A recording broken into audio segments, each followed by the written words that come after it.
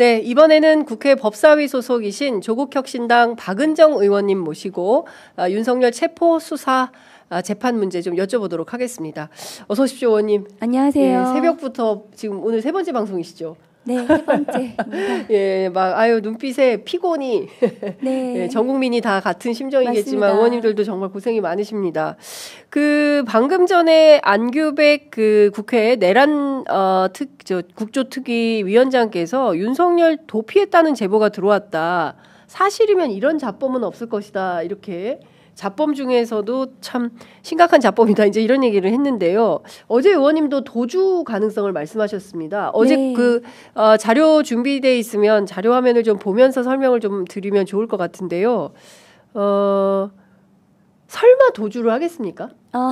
좀 상상 이상의 네. 그 인물이고요. 사실은 이제 우리가 이제 대통령이라고 생각하지 않고 이게 중대범죄 피의자라고 생각했을 때 가장 하는 행동 중에 1번이 도망이에요. 1번이. 네, 그러니까 그 관절을 요새화했다고 하지만 안전하지 않다고 판단했을 거고요. 네. 그러면 거기에 언제든 지금 체포 집행을 하러 올 거기 때문에 거기에서 벗어나야 된다고 판단했을 거라고 생각합니다. 네. 그럼 도주 가능성도 있고 내란국조특위위원장께서 받으신 제보면 네. 신빙성이 있다고 봐야 되는 거 아닙니까? 예. 그럼 그 도주에 대해서도 네. 대비를 해야 된다. 어떻게 체포할 것인지. 네. 그런 것도 필요하다고 생각합니다. 그러니까 지금 실제로 체포영장 1차 집행이 있었던 지난 금요일에도 고양이 뉴스 PD가 촬영했을 때 벤츠 차량이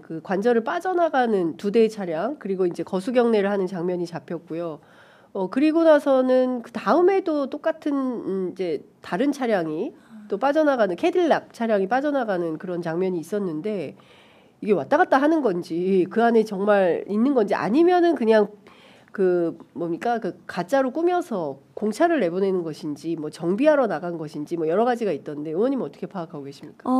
저는 이제 1월 3일 날 체포영장 집행 이후에는 관저에서 국회의원들을 만났다는 거 아닙니까? 네. 국민의힘 의원들이 찾아가서 네, 그래서 네.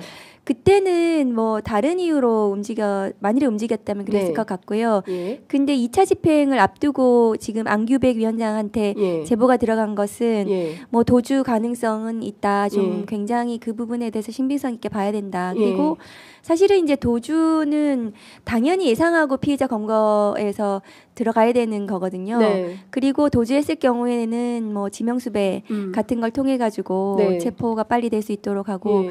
사실은 이제 이런 말씀 드리기는 너무 좀 황당하긴 하지만 네. 밀항 가능성에 대해서도 우리는 또 대비를 하거든요. 밀항 가능성? 네, 중대범죄 피의자들 같은 경우에는 예.